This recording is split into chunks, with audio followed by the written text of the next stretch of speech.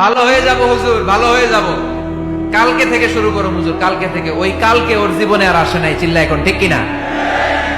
ভালো হয়ে যাব বলে অনেক লোক কবরে পড়ে আছে।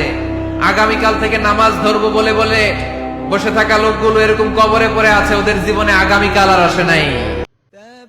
অবাক করা বিষয়, ভূমিকম্প হয়।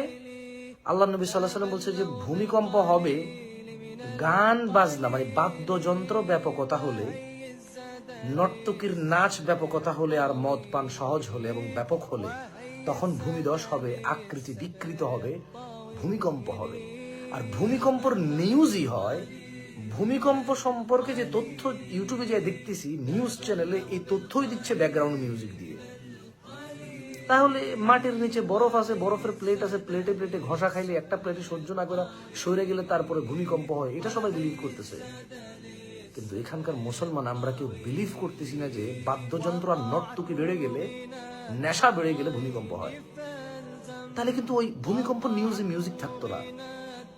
দুশ্মনের সর্বশেষ সবচেয়ে কার্যকর গুনার যে অস্ত্র, সেটা হলো এই বড় মোবাইল দিয়ে লক্ষ লক্ষ কিশোর যুবক এত বেশি পরিমাণ এই চোখে নারী ছবি আর অশ্লীল দৃশ্য দেখে ফেলছে।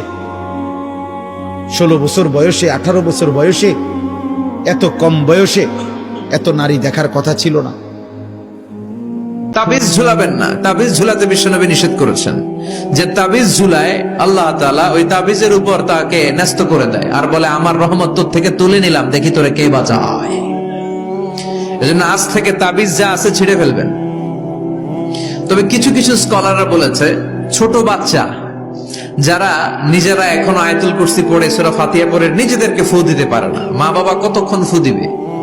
2 বছরের বাচ্চা, 1 বছরের বাচ্চা, মা বাবা যখন ফু দেয় জিন পড়ি এসে ডিস্টার্ব করে না। মা যখন রান্নাঘরে যায় ছোট বাচ্চাটারা এসে ডিস্টার্ব করে, আছে না নাই?